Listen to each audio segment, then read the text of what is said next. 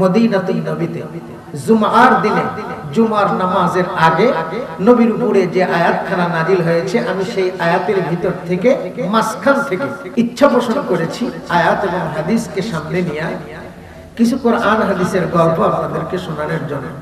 আমি দুনিয়ার কারোর দালালি করি না। দালালি করলে আল্লাহর করি, দালালি করলে নবীর করি।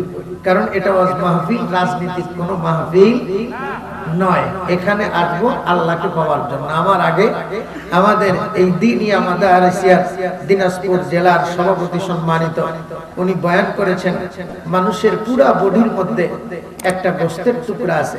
আলা ইন্না ফিল জাসাদি লামুদগা ওয়া ইযা সালাহাত সালাহাল জাসাদ ওয়া ইযা ফাসাদাত ফাসাদাল জাসাদু কুল্লুহু আলা ওয়া হিয়াল কলব। মানুষের পুরা বডির দাম নাই যদি এই গোশতের টুকরাটুকু ভালো না হয়। যদি মানুষের গোশতের টুকরা যদি ভালো হয়, তাহলে গোটা মানুষের দাম আছে, হাতের দাম আছে, পায়ের দাম আছে, চোখের দাম আছে, অঙ্গ প্রত্যঙ্গের দাম আছে, কথার দাম আছে। কথা বলেন ঠিক না বলে? তাহলে সেই গোশতের টুকরাটা ভালো করব কোন ওষুধ দিয়া? কি দিয়া? কোন ওষুধ দিয়া? আমার আগে আবুল কাসেম সরকার আপনাদের জন্য যে ছিল দরকার, যেমন বডি, যেমন উঁচা লম্বা, যেমন তার কণ্ঠের স্বর। কি কণ্ঠ? ঠিক না? আমার অত কণ্ঠ নাই, আমি অত গোশতওয়ালাও না, অত লম্বাও না। আপনাদের সম্মুখে এই গোশতের টুকরোটুকু ভালো করার জন্য আল্লাহ পাক যে ওষুধ দিয়েছেন, মাত্র অ্যান্টিবায়োটিক ট্যাবলেট 2টা। আমাদের সমাজে গত কয়েক বছর আগে করোনা ভাইরাস আসছিল। কি কারণ আসছিল না? সরকার একটা করে ইনজেকশন দিতে বলছেন, যার নাম করোনার টিকা। এই চিকন চিকন সুই, এতটুক টুক সুই, এত বড় বড় সিরিজ ওষুধ দেখাই যায় না, খালি ঢুকায় আর বাইর করে কি দিলেন দিয়ে দিচ্ছে। দেখা যায় না। তেমনি আয়াতে কারিমা পড়েছি, আমাদের গোটা জাতির এই গোশতের টুকরাটা ভালো না থাকার কারণেই সমাজ এই অবস্থা। যে কথাটা বলছে আমার ভাই, এখন তো আর আগের মতো শান্তি পাওয়া যায় না। মানুষ সব পাল্টে গেছে, পাল্টে নিত জামানা। হয় জামানা ঠিকই আছে, মানুষগুলো পাল্টে গেছে। ঠিক না ভাই? এই কথা কোন ঠিক না ভাই? চুলগুলো বড় বড়, প্যান্ট শার্ট আটো শাটো, আটো শাটো হয় না? এই যে আটো শাটো প্যান্ট পরছে, এই জন্য এতবার বলার পরেও মাহফিলে বসতে পারে নাই। আসলে এই মাহফিলটা কি এটাই তারা বোঝে না। মাহফিল মানে মেলা, মাহফিল মানে ঠেলা, মাহফিল মানে গুতা, মাহফিল মানে 2-4টা বক্তা গরম ওয়াজ করবে আর ফাম দিয়া জনগণকে ফুলাবে। জনগণ বক্তাকে ফাম দিয়া নারায়ে তাকবীর আর দুনিয়া তামশি আলাল ফাম। আমি গরম ওয়াজ করব, কালকে আমাকে ধরে নিয়ে যাবে, তোরা বাবা করবে। কথা কোন ঠিক না? আমি ভাইরাল হয়ে যাবো, 1 লাখ 1.5 লাখ টাকা দিয়ে আমাকে নিয়ে এসে তো করে ওয়াজ শোনাবে। এই ভাইরাল হওয়ার দামটা নাই। এটা ওয়াজ মাহফিল। ওয়াজ তো सुनते हैं लेकिन हम अमल करते नहीं, गर अमल करते हैं लेकिन दिल भरी आती नहीं। हम मुसलमान हैं मगर हम में मुसलमानी नहीं, दिल में ईमान है फिर ईमान में कामिल नहीं। ওয়াজ দুই ঘন্টা করা দরকার নাই, অল্প একটু ওয়াজ শোনার পরে সাহাবায়ে কেরাম 60 বছর আমল করছেন। আমাদের আকাবিররা অল্প একটু ওয়াজ শুনে কামিলে মুকাম্মিল হয়ে গেছে। তুম মুকাম্মাল আজ-জামালে কিস্তি, তুম মুজাম্মাল আজ-জামালে নিস্তি, ওলিও আজিজ ও সৈয়দ দের নবী, হাজিজ ও কাসিম ও আহমদ গাঙ্গুহি। আল্লাহু আকবার। কি কারণে? ওই গোশতের টুকরো ভালো কেমনে করা যায়, এই ফর্মুলা, এই অ্যান্টিবায়োটিক 2টা ট্যাবলেট আপনাদের কাছে দেওয়ার জন্য আমি আয়াতে কারিমা তেলাওয়াত করেছি। মূলত এই আয়াতখানা নাজিল হয় মদিনায়। সেই সময় আল্লাহর নবীর ওয়াজ শোনার জন্য দিনের বেলায় জুমার দিনে 10টা কিংবা 10:30টার দিকে নবী বয়ান করতেছিলেন। এরকম লোকজন দাঁড়ানো ছিল না। নবীর সামনে যদি কেউ দাঁড়ানো থাকতো, নবীজি বলতেন ইজলিস, বসে যাও।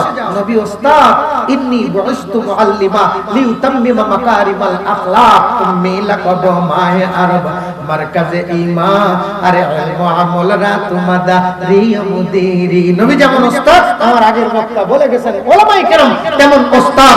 ওস্তাদ যখন বলবে এই বসো, বসে যাও, শেখায়েত গুনাহগার কে ওস্তাদেরা গ্রেফতারে বসাত বালাচারেরা।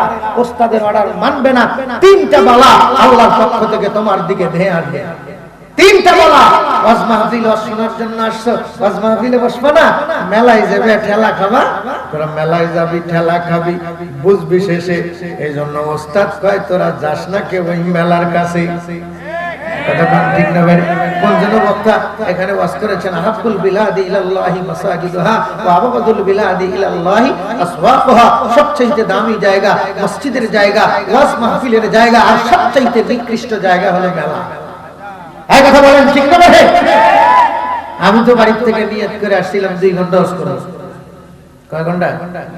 2 ঘন্টা ওয়াজ করব, কিন্তু দিলে দিতে 11টা পার করে দিয়েছেন। আমার কাছে 24 তারিখ পর্যন্ত আপনারা পান, 25 তারিখ পান না, 25 তারিখ পান না। এই জন্য 24 তারিখ পর্যন্তই বয়ান হবে। ঠকা আপনাদের, আমার ঠকা নাই। কামলা হাজিরা বান্দার গুনামাপ খেতের আইলে দাঁড়ায় থাকতে টাইম গেলে আজরা ঠিকই দেওয়া লাগবে। কথা বলেন ঠিক না ভাই?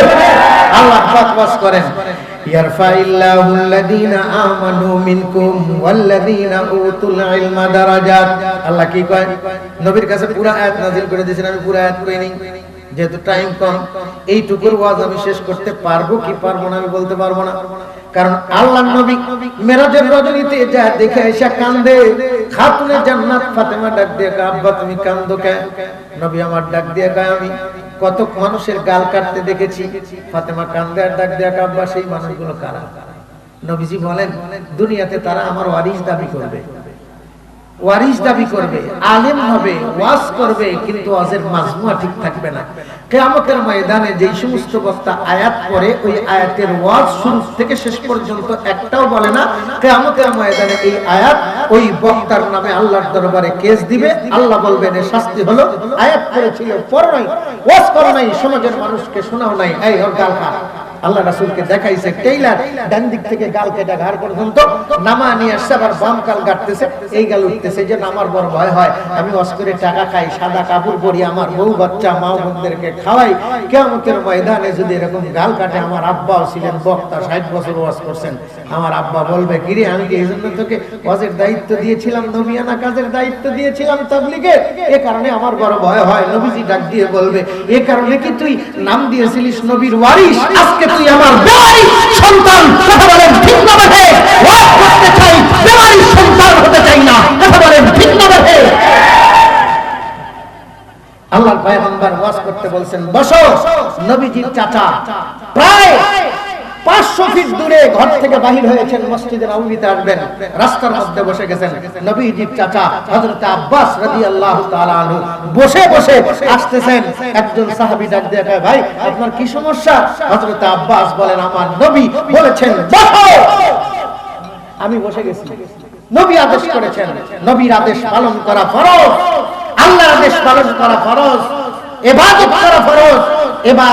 ইবাদত অনেক প্রকার আছে, একটা হলো জানি ইবাদত আর একটা মালি ইবাদত। আমি অন্য ওয়াজ করতে চাইছিলাম, এত দেখে আসছিলাম, এত বড় ওয়াজ, এখন ওয়াজ খাটো করে বলাইছি।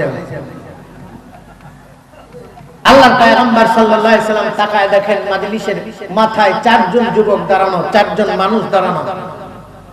আল্লাহ রাসূল সাল্লাল্লাহু আলাইহি সাল্লাম মাজলিসের দিকে তাকালেন।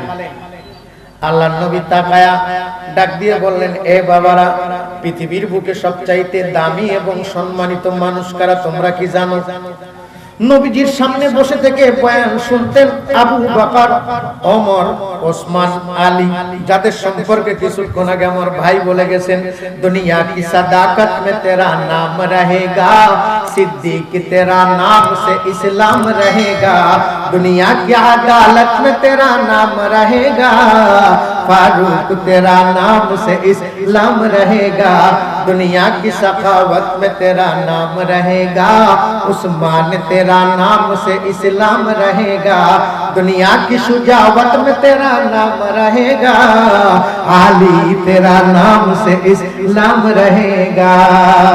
এই চারজন নবীর প্রথম কাতারের শ্রোতা বক্তা হলেন রহমাতুল লিল আলামিন, আর তার সামনে শ্রোতা তেনারা এক একজন ডিগ্রিধারী, একজন হলেন সিদ্দিক, একজন হলেন হক এবং বাতিল পার্থক্যকারী, আর একজন দানবীর, আর একজন যোদ্ধা।